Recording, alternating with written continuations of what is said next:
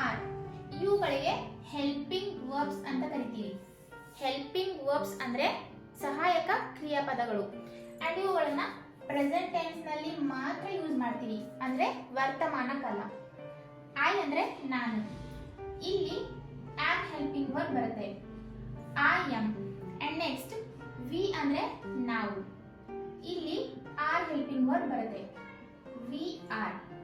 Next you ಅಂದ್ರೆ ನೀನು ಅಥವಾ ನೀವು, ಇಲ್ಲೂ ಕೂಡ ಆರ್ ಬರುತ್ತೆ.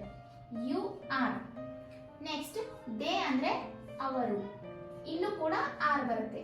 They are. ಹಿ ಅಂದ್ರೆ ಅವನು, ಇಲ್ಲಿ ಈಸ್ ಹೆಲ್ಪಿಂಗ್ ವರ್ಬ್ ಬರುತ್ತೆ. He is. ನೆಕ್ಸ್ಟ್ ಶಿ ಅಂದ್ರೆ ಅವಳು, ಇಲ್ಲೂ ಕೂಡ ಈಸ್ ಹೆಲ್ಪಿಂಗ್ ವರ್ಬ್ ಬರುತ್ತೆ. She is. Next it. It ಅಂದ್ರೆ ಇದು, ಇಲ್ಲಿ ಈಸ್ ಆಮ್ ಆರ್. ಈ ಮೂರು ಹೆಲ್ಪಿಂಗ್ ವರ್ಬ್ಗಳಲ್ಲಿ ಯಾವುದು ಬರುತ್ತೆ ಅಂತ ನೀವು ಕಾಮೆಂಟ್ ಮಾಡಿ ಹೇಳಿ.